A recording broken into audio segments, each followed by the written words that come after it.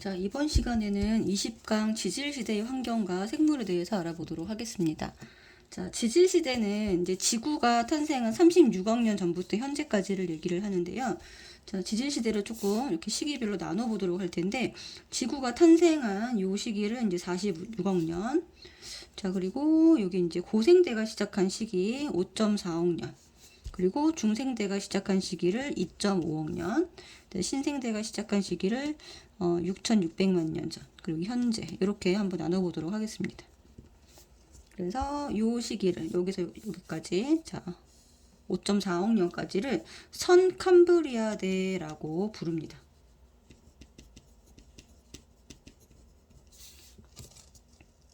그리고 여기를 이제 고생대.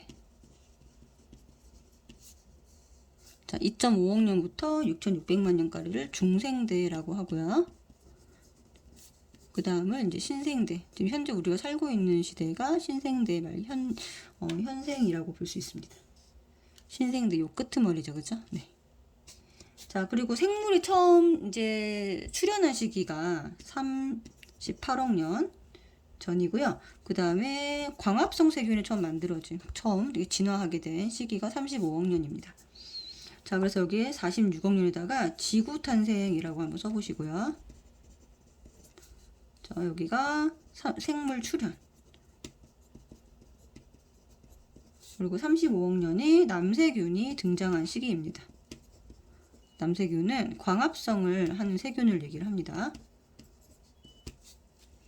자, 그래서 이렇게 지질시대를 이렇게 총 4가지 시기로 나눌 수가 있고, 크게 이것을 구분하는 기준은 화석의 변화,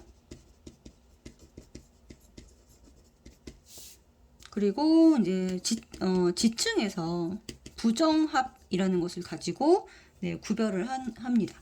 자, 화석의 변화는 이제 이 시대에 살았던 생물의 화석을 얘기를 하는 거고요. 자, 부정합이라고 하는 거는 이게 불연속적인 지층을 말하거든요. 그래서 지층이 쌓이려고 하면 일단은 이제 부정합이 만들어지게 되는 이제 과정을 한번 보면, 일단 땅이 이렇게 쌓이게 되고 퇴적이 되고, 자, 퇴적된 땅은 보통은 물 속에서 퇴적이 되죠. 그죠? 그래서 퇴적된 이후로 땅이 이제 물 위로 올라오는 융기 과정을 거치게 되고요.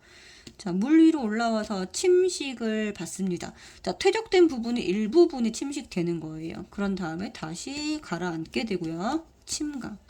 그리고 다시 쌓이는 이런 과정을 거치게 되는데, 그러면 땅의 모양이 이런 식으로 연속되는 게 아니라 이런 식으로 불연속적으로 지층이 쌓여 있는 모양이 이렇게 다르게 됩니다. 그래서 요 사이사이를 뭐라고 부르냐면 이제 시간적인 간격이 있다라고 하고요. 시간 간격이 있고, 이 시간 간격은 요 침식된 만큼이 되겠죠. 그래서 요런 땅 자체를 부정합이다. 지층, 쌓여 있는 지층을 부정합이라고 부르게 되고, 요런 것들을 기준으로 해서 시대를 나누게 됩니다. 자, 그럼 아까 이제 화석에 대한 얘기를 했는데, 지질시대를 나누는 가장 큰 기준은 화석 변화거든요. 그래서 화석이라고 하는 거는 생물의 유해 또는 흔적을 얘기를 합니다. 흔적.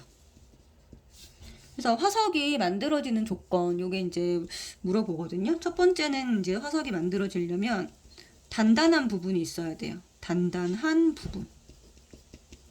그래서 뼈라든지 아니면은 뭐 뼈나 이나 아니면은 뭐 껍데기, 이런 것들이 단단한 부분이 있어야 되고요.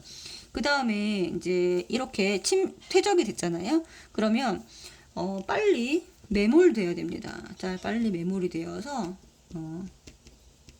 이렇게 땅속에 묻히는 과정이 필요하고요. 그 다음에 이제 화석화 작용이라는 것을 거쳐야 됩니다. 뭐 재결정이 된다든지 아니면 탄화, 그러니까 탄소만 남는 거죠. 다른 원소들은 사라지고 탄소만 남는 과정, 또는 다른 원소로 아예 전체가 바뀌어 버리는, 치환되는 과정, 이런 과정들을 거치게 됩니다. 자, 그 다음에 네 번째, 여기 하나 더 쓰면 일단 개체수가 많아야 되고요. 그리고 지각 변동이 적어야 됩니다. 요런 조건에서, 요 네 가지 조건에서 화석이 잘 만들어진다고 합니다. 자, 그러면은 화석을 나누는 기준이에요. 화석은 일단 크게는 시상 화석이랑 이제 표준 화석으로 나누게 되는데, 자, 표준 화석이 바로 그 시대를 대표를 하는 겁니다. 시대를 대표를 하고, 자, 시상 화석이라고 하는 것은 그 당시 살았던 환경을 대표를 하게 돼요. 자, 그러면은 시상 화석 같은 경우는 예를 들면 뭐 고사리 화석 이런 걸 들 수가 있는데, 고사리는 지금도 살고 있잖아요. 그래서 생존 기간이 매우 길고, 심지어는 현재까지도 살고 있는 생물이 현재 살고 있는 생물, 현재까지도 살고 있는 생물이 과거에 살았다. 근데 어떤 환경을 대표하는 생물이다. 그러면 그것이 바로 시상 화석이 됩니다. 자, 분포 면적은 좁은 지역에 그 환경을 대표하는, 자, 이 환경을 대표하는 좁은 지역에서 서식한 생물이어야겠죠. 그래서 예를 들면은 고사리 화석. 자, 고사리 화석은 이제 따뜻하고 습한 육지에서 서식한 생물을 말을 하는데, 현재도 고사리는 이런 환경에서 살고 있습니다. 그래서 고사리 화석이 발견된 어떤 지역이 있는데, 이 지역이 현재와는 다른 어떤 위도라든지 이런 데 가 있다고 한다면, 그것은 과거에 고사리가 다른 환경에 살았던 것이 아니라 그 환경에 살았던 것이 맞는데 땅이 이동했다. 대륙 이동설이 적용이 되는 것이 더 합당하다고 볼 수 있겠죠. 자, 그래서 이제 산호 같은 경우는 따뜻하고 얕은 바다, 여기서 서식을 하고요. 그다음에 예를 들어 조개도 현재 서식을 하고 있죠. 얕은 바다, 그리고 갯벌.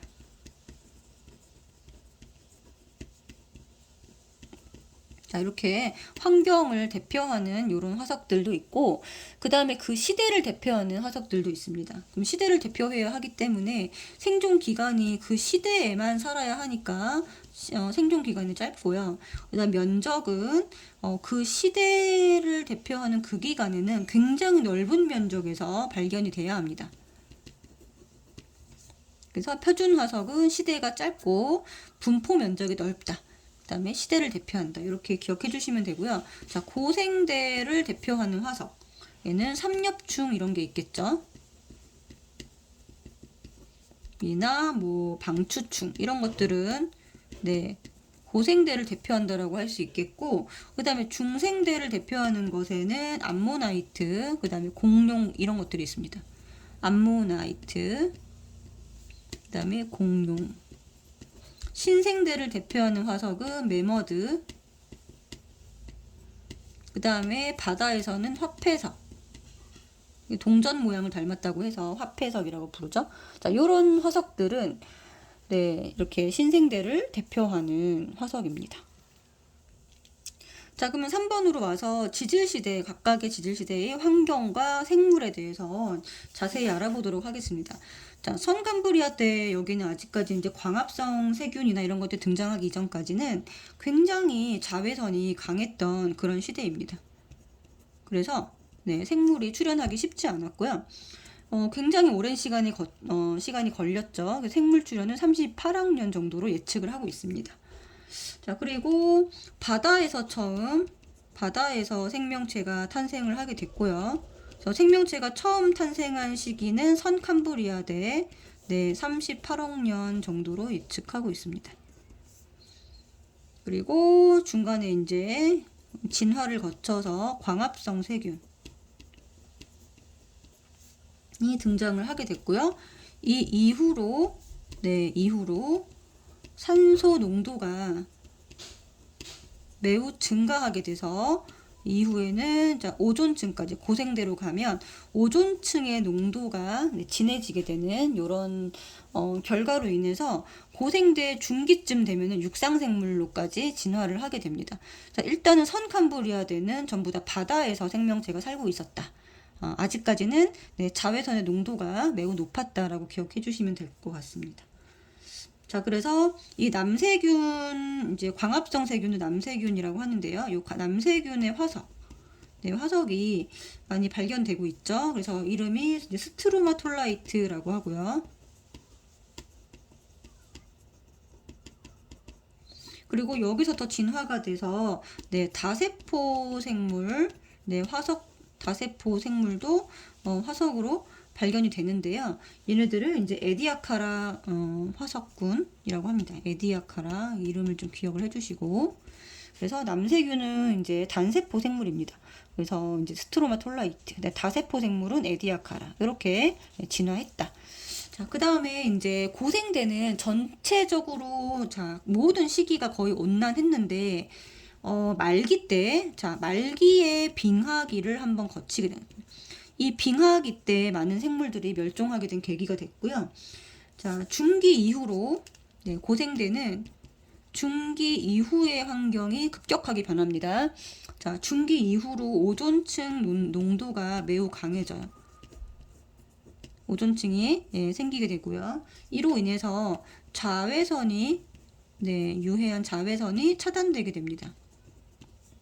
이 자외선은 생물들한테 굉장히 치명적이었거든요. 그래서 육상생물로 진화하는데 방해 요소였는데 이 자외선의 차단됨으로써 육상생물로 진화하게 되는 아주 중요한 계기가 됐고요. 그 다음에 말기 때 모든 육지가 하나로 붙는 판게아가 초대륙이라 그러죠. 네, 판게아가 형성이 되면서 해안선이 작아집니다. 이렇게 나뉘어져 있던 땅들이 하나로 붙으니까 해안선이 작아지겠죠, 그죠? 해안선이 작아지면서 이로 인해서 판게아 형성으로 인한 대멸종이 오게 되고요. 이게 3차 대멸종인데 굉장히 큰 대규모, 가장 큰 규모의 대멸종입니다. 그래서 대부분의 이제 해양생물이나 뭐 이런 것들, 뭐 삼엽충 아니면 방추충 이런 것들이 다 사라지는 그런 멸종이었거든요. 그래서 굉장히 큰 대멸종이 있었다. 말기 때. 그래서 그 원인이 뭐냐? 판게아 형성과 또 빙하기 이런 것들을 들 수가 있습니다. 자, 생물은요, 초기부터, 고생대 초기부터 이제 여기 대멸종까지, 삼엽충이 바다에서 지배를 하고 있었습니다. 그리고 바다의 삼엽충과 방추충, 이런 무척추 동물로부터 시작을 해서, 그 다음에 이제 갑주어라고 불리우는 어류가 등장을 하게 됐고요.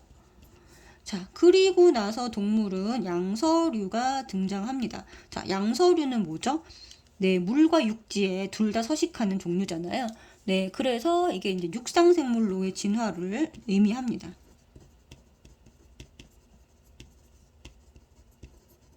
그럼 이 양서류가 등장한 시기는 그렇죠. 중기 이후가 되겠죠. 그래서 여기까지는 삼엽충, 방추충, 갑주어가 초기부터 중기까지는 얘네들이 지배를 하고 있다가 양서류가 굉장히 등장을 하면서 번성을 했고요. 그 다음에 식물로 치면 양치식물. 양치식물도 둘이 같이 번성을 했습니다.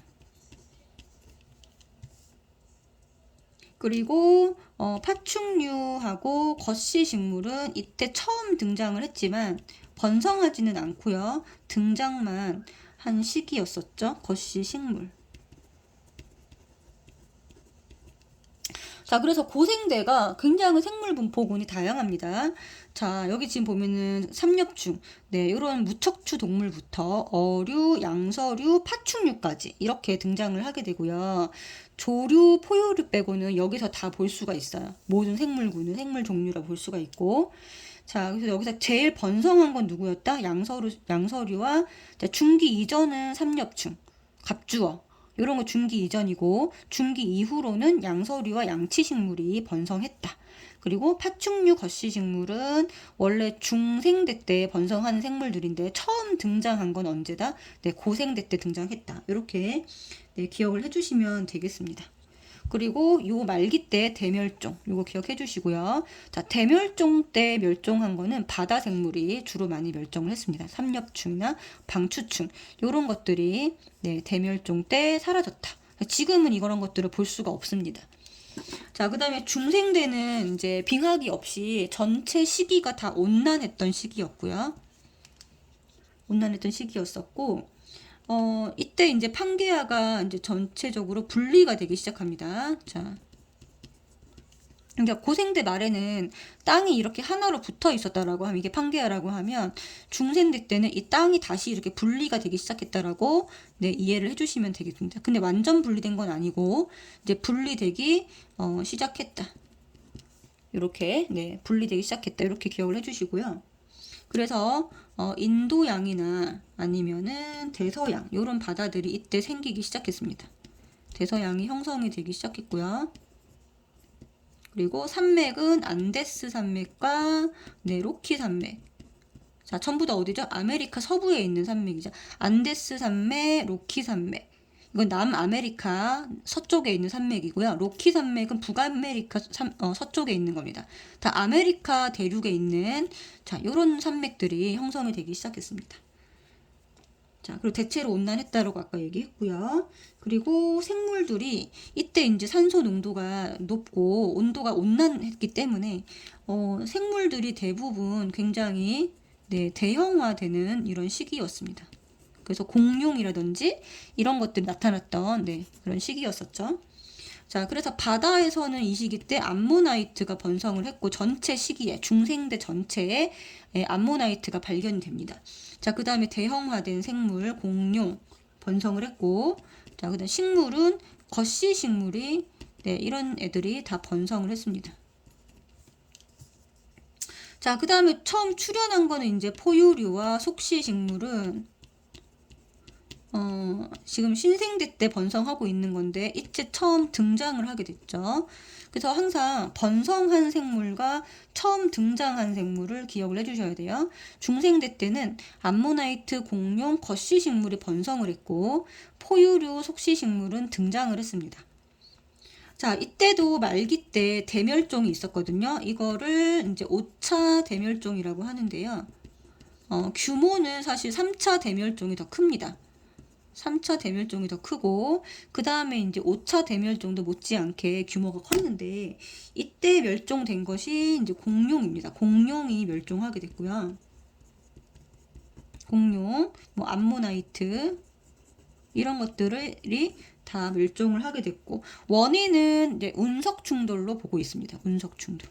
요거는 그리고 화산 폭발 이런 것들이 원인이 되어서 네, 5차 대멸종이 일어났다. 그래서 기억해 주셔야 될 거 3차 대멸종. 이거는 원인이 판게아였고요. 삼엽충, 방추충 같은 해양 무척추 동물들의 멸종이었고 그 다음에 5차 대멸종은 공룡, 암모나이트 이런 것들이 운석 충돌, 화산 폭발에 의해서 멸종됐다. 이렇게 알려져 있습니다.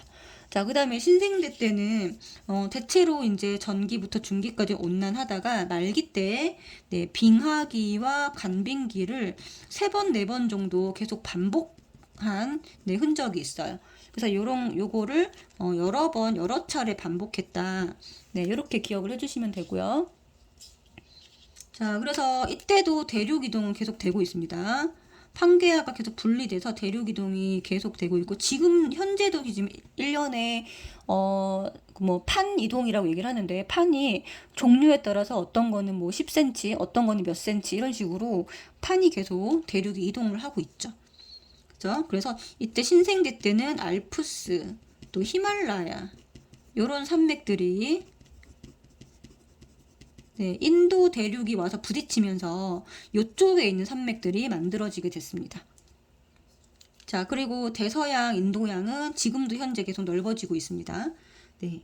자, 그래서 이제 신생대 때 이제 바다에서는 화폐석이 번성을 했고요. 그 다음에 메머드, 신생대 초기 때, 자, 메머드 이런 것들이 네, 번성을 했습니다. 그리고 조류, 자, 포유류, 그 다음에 속시식물 이런 식물들이 네, 번성을 현재도 하고 있고요. 자, 과거에 있었던 양치식물이 아예 사라진 건 아니죠. 지금도 고사리가 살고 있습니다. 그래서 양치식물, 뭐 여기 있는 겉씨식물, 속씨식물도 현재 다 살아있긴 한데, 이 전체적으로 이제 번성하고 있는 거는 속씨식물이 번성을 네, 크게 하고 있습니다. 그래서 이런 조류나 포유류 같은 것들이, 이건 이제 방사진화라고 하는데, 거대한 어떤 이런 공룡이 사라진 자리를, 공룡들의 시대에서 공룡이 사라진 그 자리를 포유류가 굉장히 다양하게 진화를 해서 그 생물 종의 수는 신생대가 최고 많다. 네, 종의 수가 신생대가 최고 많다라고 네, 기억을 해주시면 되겠습니다. 그래서 중간중간 대멸종이 있었지만 요 중생대에서 신생대로 넘어오는 시기 때 이 포유류들의 방사진화를 하면서 네, 종수가 굉장히 많이 늘어났다라고 기억을 해주시면 될 것 같고, 이때 최초 인류가 네, 등장을 했습니다. 신생대 때. 그래서 여기 있는 내용들을 네, 조금 여러 번 반복해서 이렇게 읽어보면서 네, 이렇게 기억을 해주시면 좋을 것 같고요. 그러면은 이제 오존층이 이제 생기면서 자외선 차단된 시기가 언제냐, 이렇게 조금 질문을 스스로에게 던지시면서 판게아가 형성돼서 3차 대멸종이 된 시기, 자, 그 다음에 삼엽충, 갑주어, 양서류, 양치식물 이런 거 다 고생됩니다. 자, 중생대는 온난했는데 이런 암모나이트 이런 것들이 번성을 했고, 자, 5차 대멸종, 공룡이라 이런 것들이 이런 원인에 의해서 멸종됐다. 자, 신생대는 말기 때 이렇게 빙하기 간빙기가 반복이 됐고, 그 다음에 이제 이 초기 때 번성했던 동물들, 그 다음에 여기 포유류 속시식물들이 방사진을 했다. 그래서 종수가 이때가 최고다. 이런 식으로 네, 좀 여러 번 반복해 주시기 바랍니다. 자, 그래서 뒷장으로 넘겨보시면 생물 대멸종이 나오는데요. 여기 보면은 대멸종 시기가 여기 보면 하나, 둘, 셋, 넷, 5번이 있습니다. 네, 그래서 여기 세 번째 이 3차 대멸종과 여기 5차 대멸종을 유의 깊게 봐주셔야 되는데, 자, 이렇게 해서 고생대 때 생물 종수가 굉장히 늘어난 걸 볼 수가 있어요. 자, 늘어났다가 여기서 확 줄어들었죠. 3차 대멸종 때 종수가 확실히 줄어들었고요. 여기서 한 번씩 중간중간 대멸종이 있었는데, 자, 쭉 올라가다가 여기서 한번 대멸종이 있었고, 또 쭉 증가해서 현재는 생물수가 가장 많다. 신생대 때 네, 가장 많다라고 기억해 주시면 되겠습니다. 자, 그래서 1차 대멸종은 초기 삼엽충이나 완종류 이런 것들이 멸종이 됐고 어류가 번성을 했고요. 자, 2차 대멸종 때 어류가 대부분 멸종이 했고, 대부분이라 그래도 다는 아닙니다. 현재도 어류는 생존해 있죠. 그죠? 자, 오존층이 발달하면서 양서류가 번성했습니다. 자, 3차 대멸종 때 페름기 대멸종 이런 것들이 3차 대멸종 때는 이게 뭐죠? 판게아가 형성된 게 원인이었죠. 그죠? 판게아가 형성된 게 원인이어서 이 다양성이 약화된 거. 바다 생물들의 다양성이 약화된 게 원인이었고요. 이 삼엽충, 방추충이 완전 멸종됐습니다. 네. 자, 그리고 이후 파충류로 번성하는 동물이 넘어가게 됐죠. 자, 그래서 4차 대멸종 때 이제 초기 파충류들이 멸종이 되면서 이후 거대 파충류가 출현하게 된 계기가 됐고요. 그 다음 5차 대멸종이 백악기 대멸종이라고 해서 중생대 말에 네, 이때는 운석 충돌이 대표적인 원인이었습니다. 운석 충돌.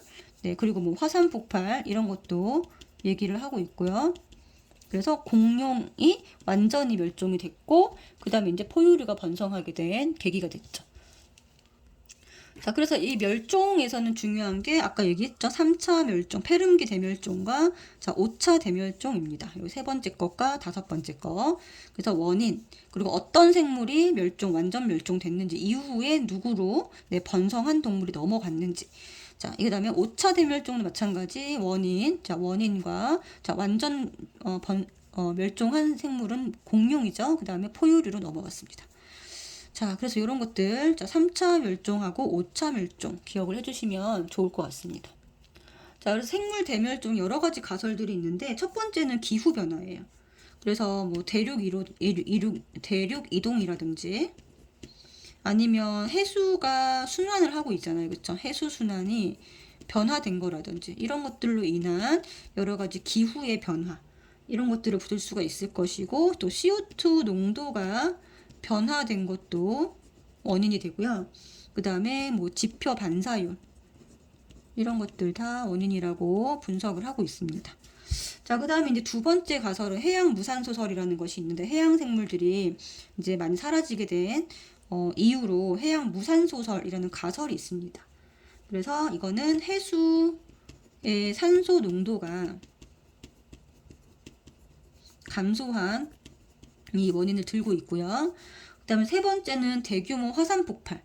자, 이런 거 있죠. 화산재가 하늘을 가리면서 이걸로 인해서 네, 지표 반사율이 변화하게 되고요. 그리고 뭐 화산 가스 이런 것들이 나오게 되면서 네, 대기 조성이 바뀌고, 자, 이런 것들이 원인이 됐다. 이건 반사율입니다. 반사율.